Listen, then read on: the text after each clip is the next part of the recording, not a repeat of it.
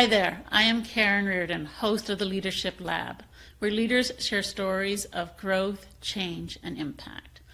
My guest today is Jennifer Hawkins of Launched Performance. Jennifer, thank you so much for joining us today. How are you doing?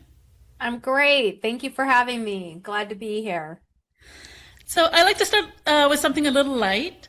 What is something that is currently bringing you joy in your life outside of work? Ooh.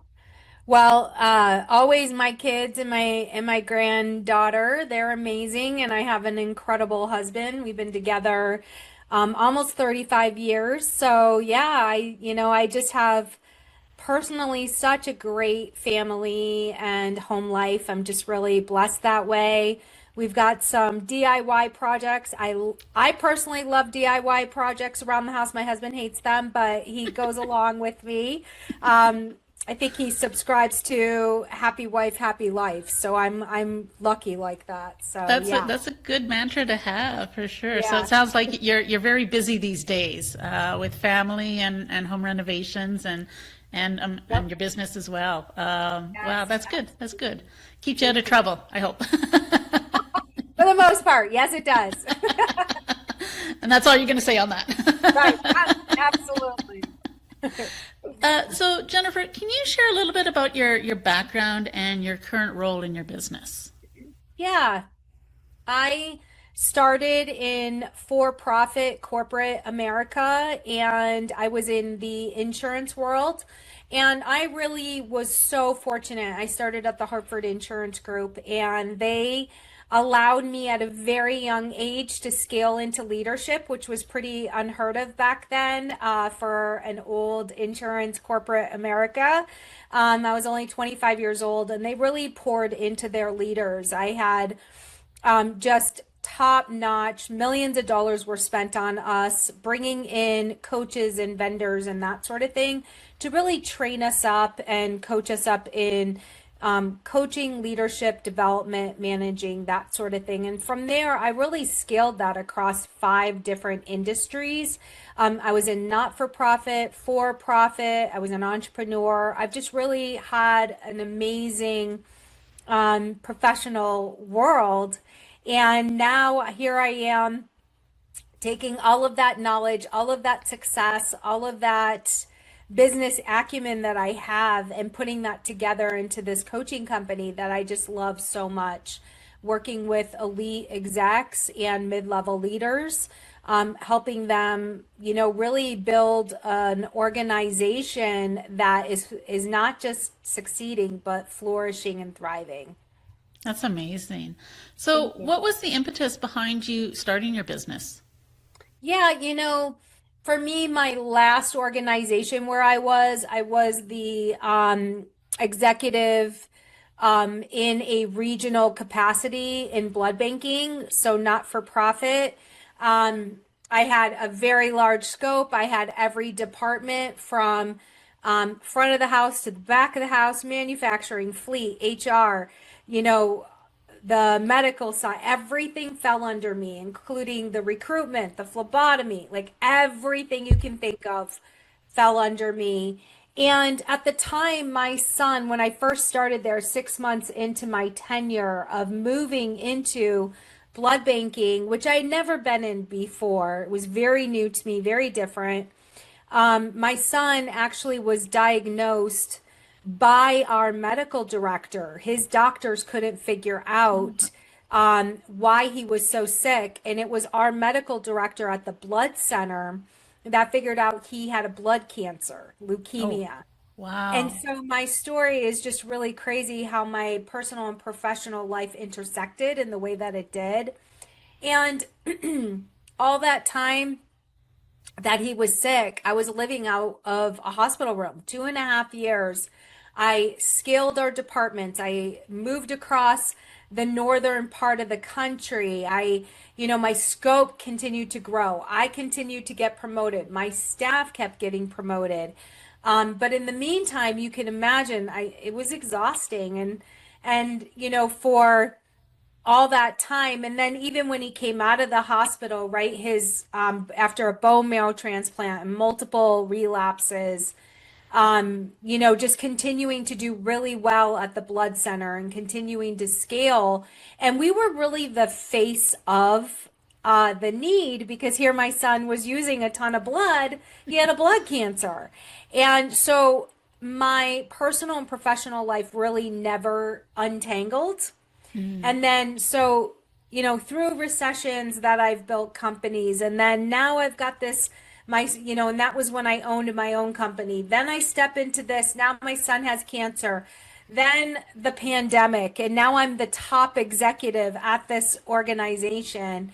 It was exhausting, and I really wanted to take everything that I had learned and bring that to make impact across all of these different industries with all of these executive and mid-level leaders. I really, for me, it just became, what are the pieces that I love?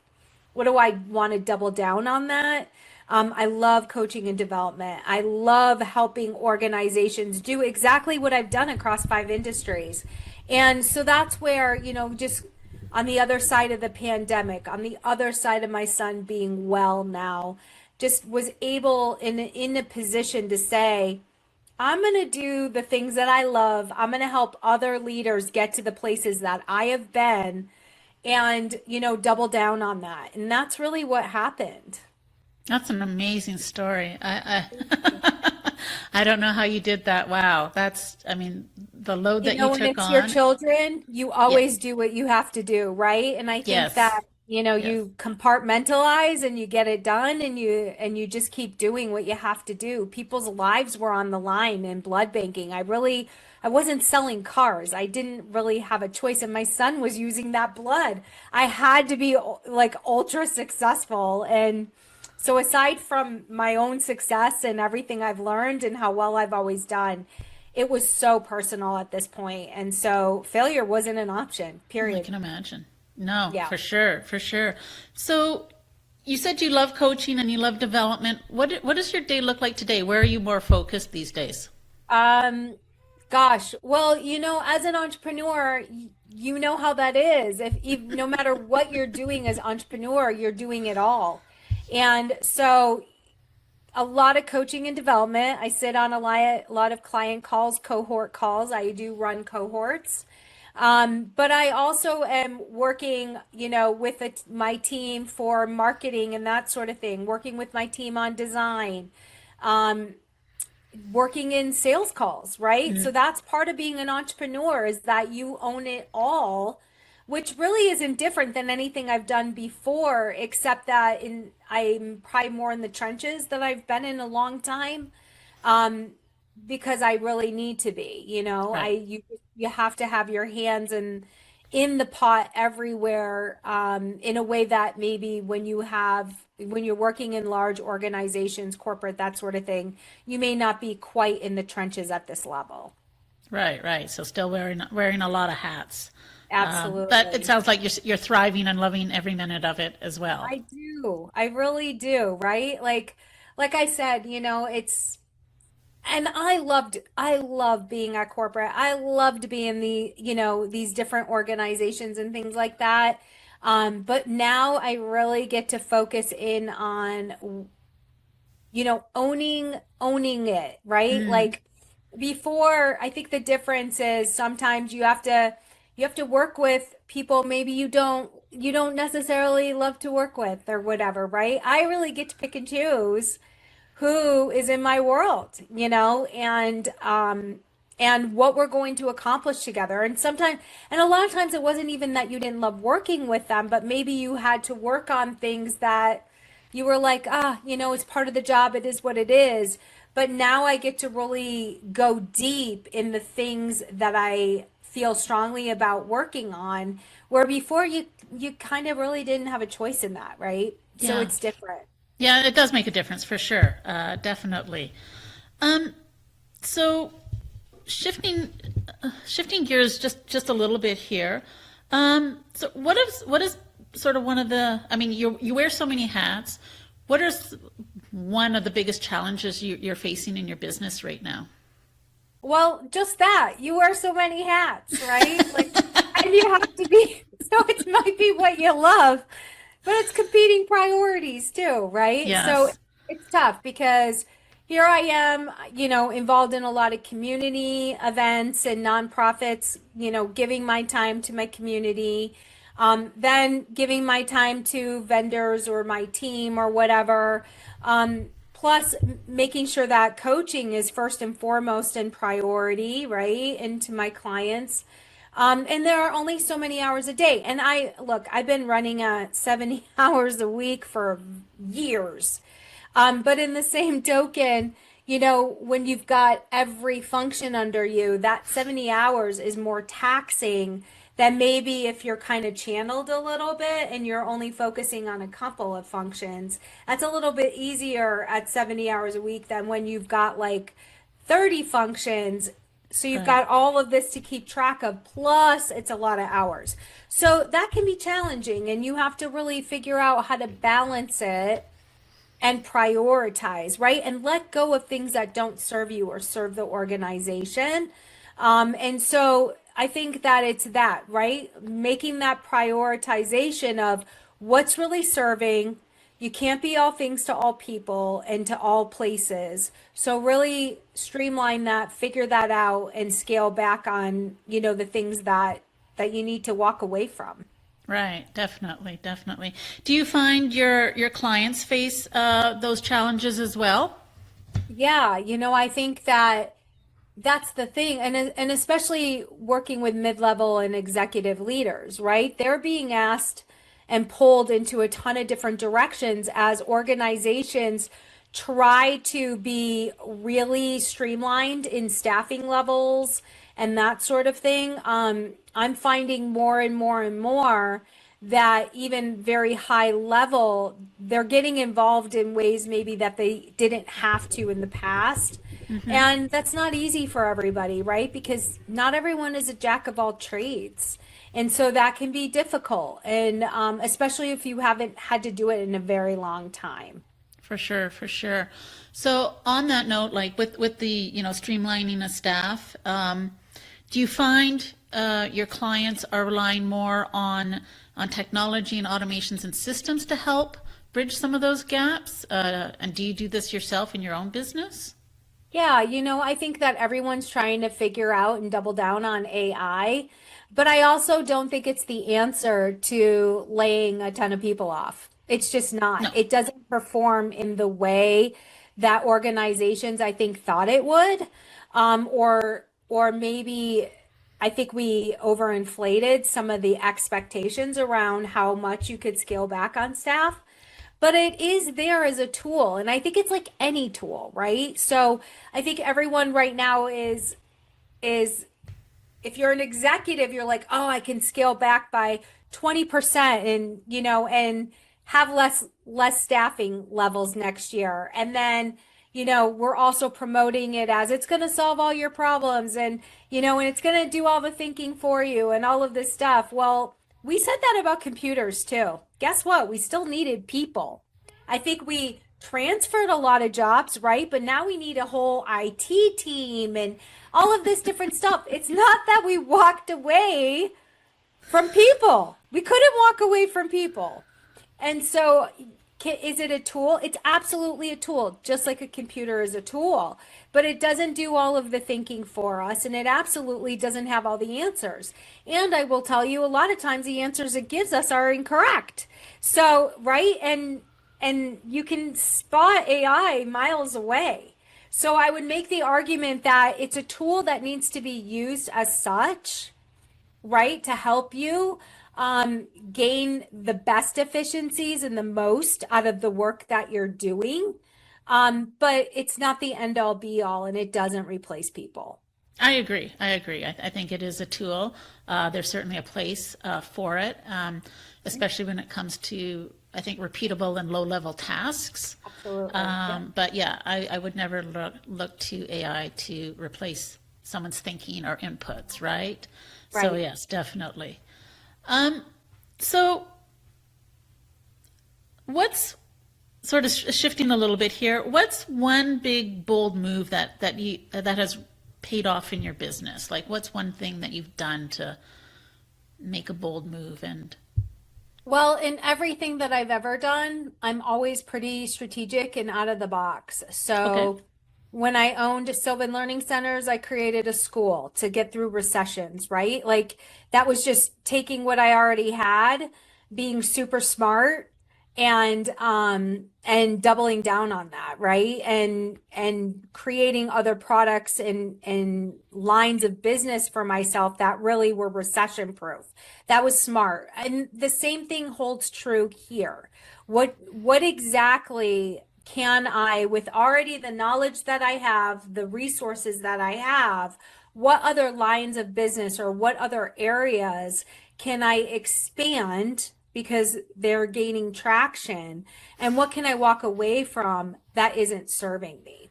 Right. So launches, huge, mastermind 9 day getting on right Zoom calls, live streams and stuff for me wasn't serving me anymore. Like it wasn't working. So had to walk away from that. But what was working, right? And where was I successful and outreach and that sort of thing, double down on that.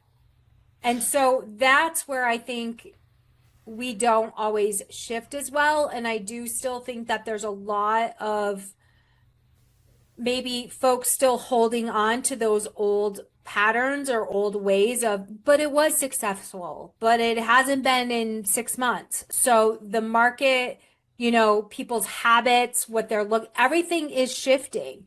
And I think it's, being open to the fact that it's going to shift, thinking through and being able to strategically analyze what is working right now. How can I expand there and walk away from, what used to work but isn't anymore?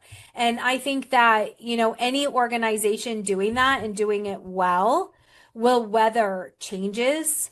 And those who are just stuck in this has always worked will not be successful in the next 12 to 24 months. For sure, for sure. So what is changing? Like where do you see the industry trending right now? You said, webinars and these 9 day Zoom marathons no longer work for you. So where are you headed and where's the For industry me, headed? I feel very good about my offer and I am really good at doing market validation. And so I think that each, and it depends on what you're working on, right? I'm providing a service for execs and mid-level leaders that are in larger organizations. But some people may still find if they are teaching, coaches how to build a business, they're still maybe seeing some success in those live streams and that sort of thing. So I think I have to be very cautious that what I say is working for me and what I recommend for people doing what I'm doing, it's going to be completely different than a coach who's trying to potentially teach other coaches how to create sales funnels or that sort of thing, right? It really depends on what your organization is. And so my best advice is market validation. Meet with people without an expectation of selling them, but really coming in with curiosity. Talk to me about what you're seeing in your specific industry right now that's working. Talk to me about, so who's your ideal client? Don't expect to land business with them, but book meetings with them and pick their brain on, where's your pain points right now? What's happening? What keeps you up at night? Right, That's really where you land success. And it's not the same, right? We aren't cookie cutter people, right, right? And our clients don't want to feel like it's a cookie cutter environment. They want to feel somewhat catered to. They want to feel like you curated this. At least the people that I work with, I curate them. I'm not right, doing huge automation right now because you know what? They spot that a mile away. Again, AI, they spot that a mile away. I want them to know, and I want to create cohorts that once I get a group together, it has huge value and impact for them and it feels worth the dollars that they're spending they're going to recommend me to others. They're going to pick up other programs in lines of business and all of that great stuff because I'm providing such huge value to them. And I did that through a ton of market validation. And so I think that we need to get better at that because I think too many coaches out there are like, I'm going to make a ton of money and I'm going to do exactly the same thing, one to many, and the same exact process for everybody. And that does not always feel good. For sure, for sure. And so it sounds like not only market validation, but that air of authenticity, right? That human Absolutely. touch, right? I think there are ways to scale to certain degrees, but yes, definitely keeping front of mind that the authenticity, right? Yeah. We are And yeah, go talking to ahead. people. Sorry, we are, it's people to people, right? Business is people Yep. to people at the end of the day. And yes, sorry, go ahead. No, I'm so sorry. I should not have jumped in. No, But that really is it, right? Is that I'm not saying don't scale. Absolutely. Figure out what's working, scale it. But if it only feels robotic or like a bot, people don't respond to that. So you are so right in what you just said. People to people, right? It needs to feel authentic. They need to feel like they can really know you and like you. They got to get a flavor for you somewhere out there. So, however, you can do that. And that could be just, right, Karen, what you're doing right now. Are you running your own podcast? Are you guesting on podcasts? Do they get to hear your voice and who you are through that? That's a way of doing that, and this is, what you're doing is fantastic. It really helps people get to know you. great, thank you. I appreciate that. And, one of the things that I like from these conversations is that I get to know people like you and I get to learn about your business, right?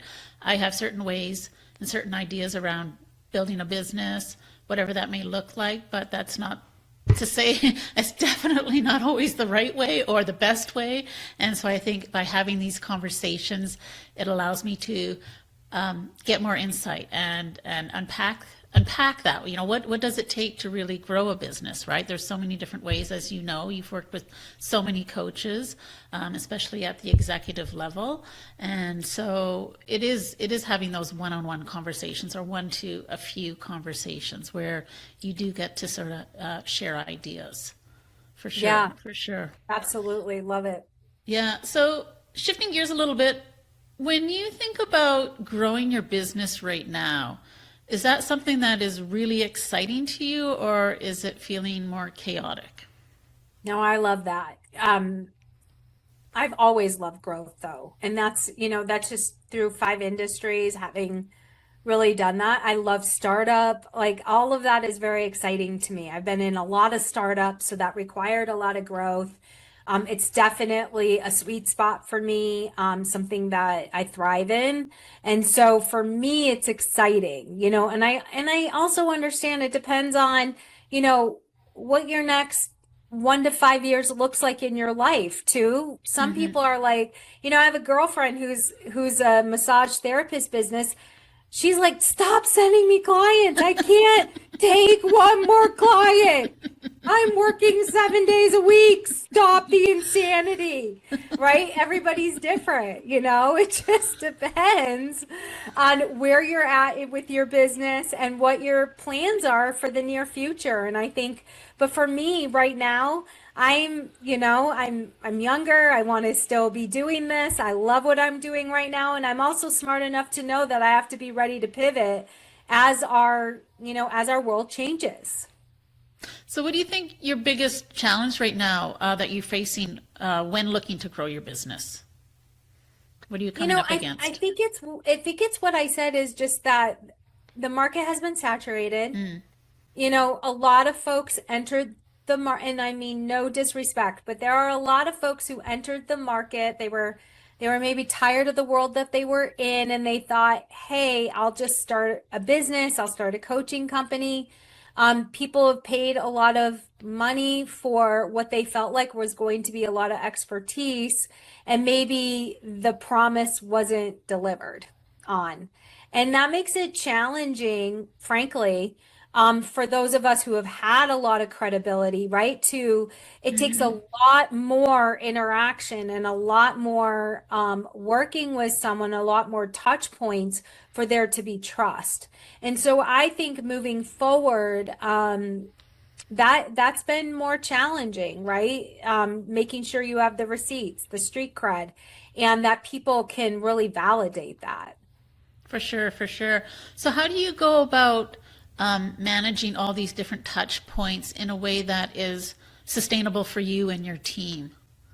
So that's why I scaled back, right? I don't want automation and I don't want my focus all over the place because I want to have more personal touch. Well, that's time consuming. Everybody wants automation. Everybody wants this, but everyone's doing that now. So to be a disruptor and not feel and look like everything else out there, you have to be more authentic and more personal touches, right? Which is, Yes. I call that, it's almost old school, right? Yeah. But that's kind of what people are craving right now because for so long, we've really been separated from people, separated from community, and all of those different things.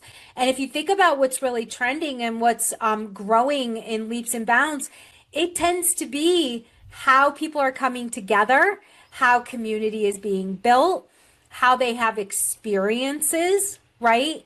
Not talking to a bot.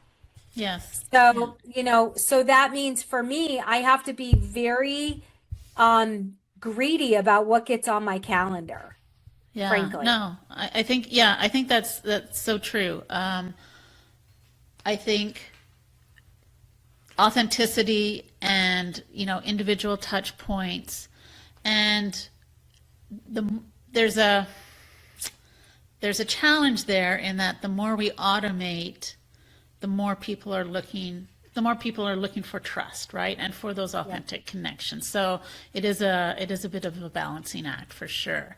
And people are going back to, I guess, the old school way of connecting and building business.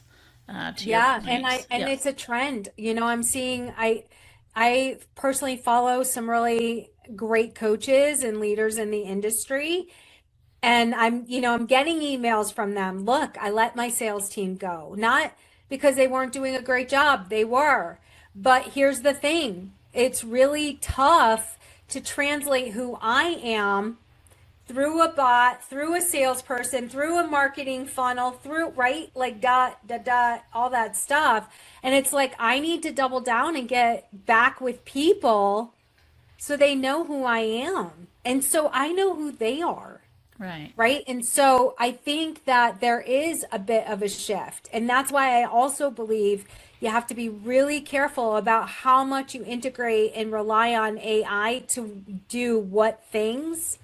I'm not bashing it. It's great. It is great for so many different things. When I think about what it's going to do for medical, it's going to revolutionize how we treat, right? Patients. Yes. So and I'm not talking getting rid of the people. I'm talking solving the problems of how do we get rid of cancer? How do we get, right? Like the medical breakthroughs are incredible. When I think about how it's being used, in the smartest way it can be used. But again, if we're here to replace human connection, it's going to fail every time. Yeah, definitely. I agree so much. So if you could give your clients one piece of advice, what would it be? People. Yeah. Right? I think the same problem exists when I'm working with mid-level and execs. What I hear all the time is, I'm so busy behind my computer. It's the start of all of their problems, generally speaking. You got to get out of your office. You got to connect with people. You got to listen to them, right? You got to, they're brilliant. They've got the voice of the customer. They're talking to the customer every day. They've got great ideas, how to streamline, how to be efficient, new product lines, changing, just tweaking a little bit what you've already got that's going great, how to make it that much better and be more successful or whatever. The point of the matter is, I think it's stop trying to stay apart or we can't hide behind our computers. I mean, you and I were having a great interaction. I feel like I'm getting to know you. That's all well and good, but it's still a connection, right? It's still people Yes. to people. And in some form or fashion, you have to connect with people Yes. in order to be Absolutely. successful moving forward. Absolutely. I agree 100%. I love that. So, how do you think, how is all your, all this experience like? I mean, you've grown so many businesses, you've been in so many industries. How has that shaped your your mantra or your philosophy around leadership? It hasn't. No? It hasn't, only because I was so lucky that when I came on the scene as young as I did, we were always about servant leadership. I never knew anything different. The organizations I worked for were all about servant leadership. And I've been so fortunate in that way. And that hasn't changed, right? And getting to know people and really learning what their expertise, all of that stuff hasn't changed. What changed was the product and the industry, Right. getting to know different departments, that sort of thing. But time and time again, I've walked into industries and departments that I knew nothing about and still scaled them with the same model. And that's why I've really taken all of that expertise and put it into a method. I call it the shift method. We're really, growing, teams, building leaders, scaling organizations, and none of that changes. You get in with the people, you figure out who the subject matter experts are and in what they're an expert in. You amplify that for the team and you lift all the boats together. That builds retention, that builds stakeholders, it builds leaders. They're battle tested. They know how to scale into higher levels of leadership and grow and build and all of those different things. That will never change. That is how you help people be successful and how you really scale companies at the end of the day. Yes, you need to understand your numbers and your analytics. Yes, you need to understand budgets. Yes, you need to understand finances, all of that stuff. Absolutely. But again, your people will help you get there. If you double down, lean in and talk to them and get to know them, they'll help you. Like, hey, you're doing XYZ, you're phenomenal at it. Can you coach me? I'm the exec, but coach me on that. Tell me Right. how you learned that. Tell me what I need to know. What should I be looking for? Guess what? Wait a minute. You think I'm an expert? You're the exec and you just came to me and said, I know you're the expert. I'm coming to you today. I want to learn. By the way, you're brilliant at that. I want now tomorrow in our huddle or our team meeting or our strategy meeting, I need you to share that with everyone. We all have to get good at that. You want me to coach everybody? Yes, absolutely. You're brilliant at that. By the way, you're not so great at this over here. We're not having, so I'm tapping into so and so over here because they're brilliant at that and they're going to train us all on that. I don't ever have to walk into a department as the expert. I just have to have a pulse. I have to know what the numbers that are good look like and what the numbers that aren't good look like and who's doing what, who needs an expert, who is the expert. I'm pairing people up. You're sharing that in the meetings. Guess what? In not too long of time, now I'm an expert too. For sure. For sure. I love that. I love that. Yeah, definitely. Um, yeah, that's just amazing. I love the way you approach leadership, the way you model it and apply it to all the different teams and that you've worked for. Thank you. If we look ahead, what's next for you and your team? Right now, I'm really focused on these cohorts because here's the thing, and the shift method that I just, kind of have touched on. And the reason for that is we are in the middle of a major retirement boom. We've got boomers out the door, right? And more of them as they're, getting older in age. And especially at that exec and mid-level leadership, they've been working on their retirement plans. They know the dates they're going to retire. And then what's happened is most organizations, actually the stats from the Small Business Center are that 82% of managers have never been trained. So they're not ready to take over for executives that are leaving. And most executives are either Gen X or Boomer age. And here's the thing, we're forgetting Gen X is turning 60 this year. Oh, the wow. older Gen Xers. So that means we don't just have one generation, but two that are exiting executive leadership right now, and a whole slew of millennials and younger not ready to take over. Not only are they not ready, most of them not even sure they want it. Right? So we're going to have a crisis. And the truth of the matter is, look, that's great for me. It builds my company. But you know what? It's not great for our communities if a bunch of organizations start going under because they don't have effective leaders who know strategy. And quite frankly, younger people are looking for different structure systems. They don't like that hierarchy of top down, right? They want teams, smaller teams where they have a louder, a voice and they can have impact. They're not looking for the way that it is today. So leaders of tomorrow need to look different. What got us here will not get us there. And if a bunch of companies can't handle the changes, that's bad on our economy because, right, they provide work for our sure. communities. So it's in all of our best interests to shore this problem up. And so I have a real passion for it right now. Of all the things that I know how to do, which is a ton, the reason why I zeroed in on this is because I see the crisis. That's something I've always been very good at. I can read the tea leaves. I see it coming a mile, like a long ways away. And I want to head it off at the pass, right? I want to help people be proactive. Because by the time you get the retirement notice, it's too late. You can't build somebody into an executive leader who's battle tested and ready for strategy for tomorrow, right this minute to be ready in, 6 to 9 weeks. Not going to happen. Yeah, for sure. Sounds like you have your work cut out for you. Yes, but it's exciting. I can see that. I love it.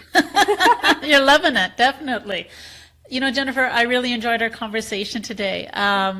And your enthusiasm and drive. And I really appreciate you sharing your time and your insights with us today. Where can people find you?